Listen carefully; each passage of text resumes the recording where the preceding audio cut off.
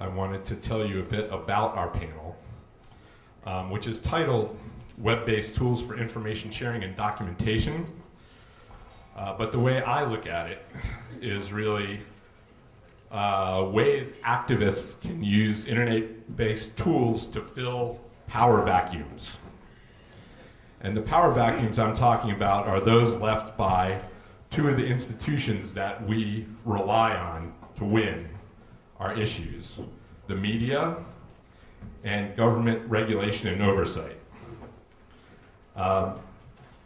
So on the media side, as we are all, I imagine, painfully aware, where even institutions like the Washington Post are laying off staff left and right, there is a vacuum for information, for authoritative information. And some of the information that our panelists are going to share will show us how we can come out with new, we can become the authorities that people turn to as media weakens.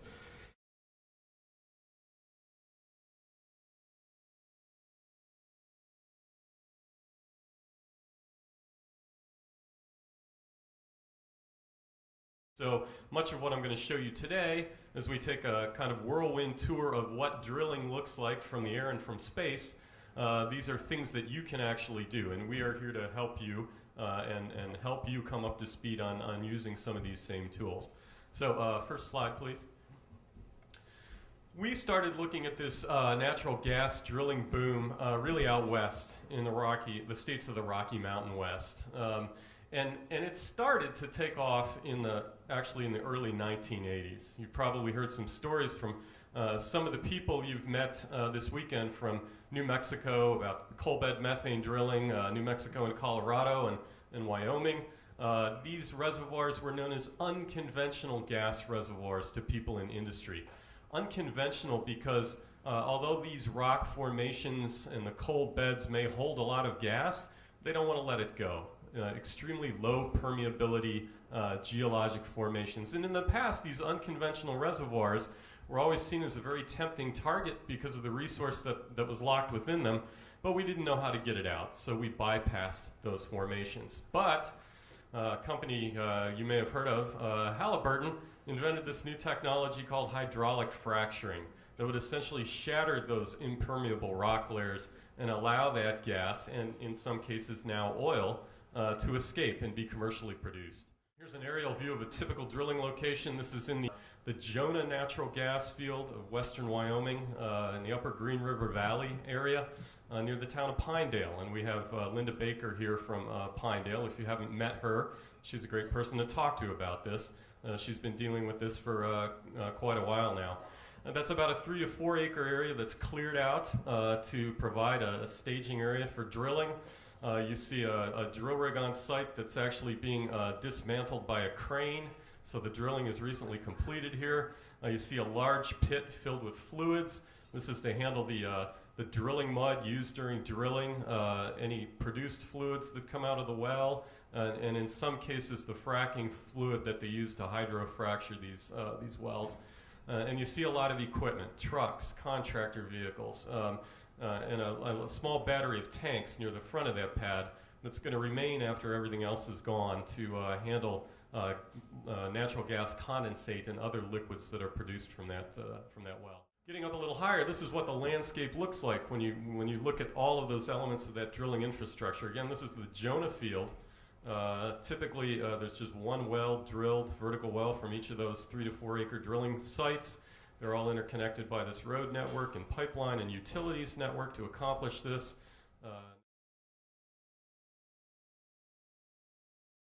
So we wanted to do a little time travel and see sort of how fast this drilling infrastructure can take over a landscape once it really gets rolling. And this is what this part of Wyoming looked like back when I was first there in the mid-1980s. Not much going on. You see a couple of pale white lines, diagonal lines. Those are just 2 dirt roads in the area for access by ranchers and hunters. All of that purplish grayish stuff is essentially just undisturbed high plains sagebrush. Next slide, please. And then by 1999, again, there were at this point about 150 drilling locations that had been built. Next slide. 2002, we've about doubled it since 1999. Next slide. 2003, and then the next. 2008, almost full 40-acre spacing drill out of what is about a 50 square mile area that we're looking at in this satellite image. So that gives you a feel for the intensity of surface occupancy and surface disruption that can take place with full field commercial development as it's being done right now in the Rocky Mountain West. We went to the FracTracker site. You're going to hear about that in this session. And we downloaded data for all of the Marcellus drilling well permits that have been issued for Pennsylvania and West Virginia. Many of these haven't been drilled yet, but we downloaded that in a format that we could overlay into another tool called GoogleEarth. And any of you can access GoogleEarth. It takes about 5 minutes to download it and install it on your machine. And then you can have the kind of fun that I'm going to show you in the next few slides. Next. So let's zoom in a little and see what this looks like on the landscape in the east. This is an area in Marshall County, West Virginia, about 50 miles southwest of here. Here's the satellite image of the area in 2004. It's just mostly forest with a little bit of cleared farmland. Next. 2007, you see 3 bright spots in the middle. Those are actually new Marcellus drilling locations. This image is from 2007. Again, these images are from GoogleEarth, which is free. And those 3 well sites were permitted in 2007, so they started drilling as soon as they got the permits. Next. And by 2009, there's about a dozen drilling sites in this area. Next slide. And I overlaid again, the data I downloaded from FracTracker showing Marcellus permits. Those are the little yellow markers. And you see how well they line up with these newly cleared areas that emerged on the landscape. Next slide. Another area in Marshall County. Again, 2007, you see a little barn in the upper right, dirt road, and a small field. Next. By 2009, that's pretty much occupied by a drilling location. Next slide. And Google has these great measurement tools. This is important because if you sign a lease that says, for example, they can't build roads within X feet of your house or your neighbor's house, here's a tool that actually could allow you to check up and make some pretty precise measurements on how things are being done. In this case, I wanted to see the total area impacted by this well site, and it's about 12 acres.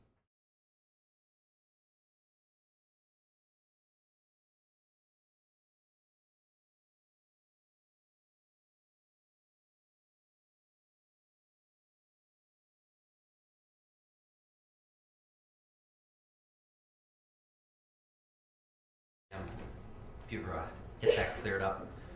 So what Sam's trying to say is that FracTracker as a data tool is 2 parts. There's a blog in the beginning, and that blog was added so that folks can get a better understanding. You can view snapshots that are already done. There's an educational part to it that if you've never used this before, you can click on how FracTracker works, and you can find ways to know how to operate FracTracker and work through it yourself. It's fairly simple, but some people feel like it takes a little instruction, as when you kind of look at this screen, you're going like, oh, okay, what is all of this? So at this point, what's happened is you've registered for FracTracker, you've gotten onto the Explore page, you're able to pull up all kinds of data sets and snapshots that have already been made of data sets. And on this page now, you've picked out a data set. You're seeing at the top of this some of the metadata that has been added to this. This is a very important part of FracTracker. When you're uploading data to it, you're able to say where this data came from, who created it, what is this data, what does it mean, and comments can be added to your database by other folks. And you see those comments. You see that up on the right. How many comments have been made on the database. This is very important. Much like what Sam was saying, the theory behind this being crowdsourcing, that's similar to what many of you have used already. Wikipedia is based on the same theory that FracTracker is. The idea is that when you put a lot of people together and they're sharing information, The good information kind of rises to the top, and people tend to use it over and over again, because if it's not good information, people will make comments to it. Because we all have a vested interest in the data that we're using. In Wikipedia, you have a vested interest in, if you're looking up something, you want it to be reliable, the information that you get. So it's the same with FracTracker. We've made this an open source, meaning that by registering simply by giving your name and an email, and that's very important because we want to make sure that the data that is there is located to somebody, so that there's a dialogue now set up between the creator of the data and the person who is using it. And by you being able to comment on it, you're now being able to make that data something that all of us can understand better and be able to use better. So we're able to tell the story about what's going on in many of our lives.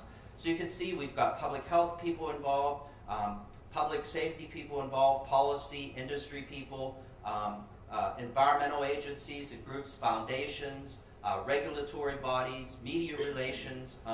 There's a lot of people that are already trained and using FracTracker, and more are coming on every day.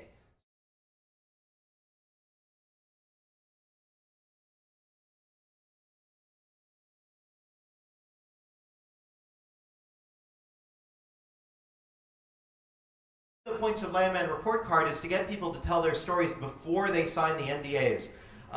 So Dan, can you follow that report? So this is an F rating from someone who's reporting about something that happened with Chesapeake. And you can see that basically it shows more or less where it happened. We randomize the location. We allow you to do these reports anonymously if you're worried about any kind of retribution or complications. So you don't need to put your name on. You are contactable though.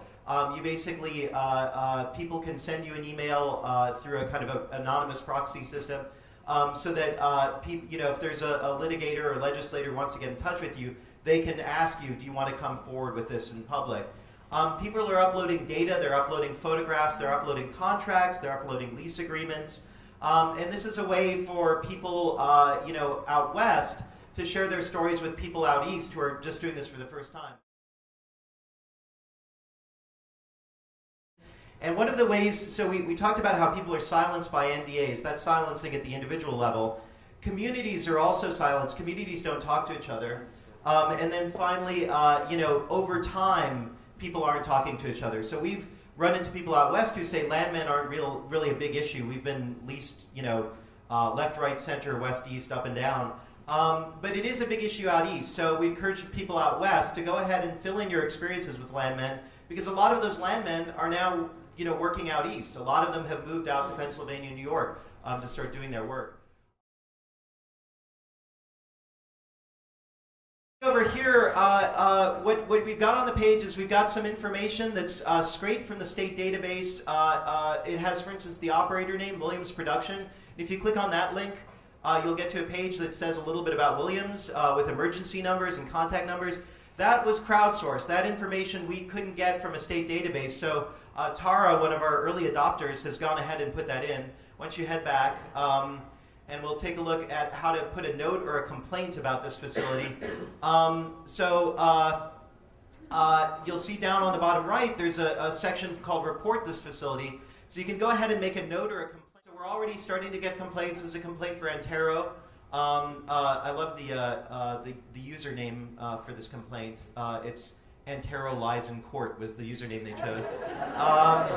If you're gonna be saying that, it's probably a good idea not to use your real name. But there she's uploaded a photo of her son's skin rashes from off-gassing.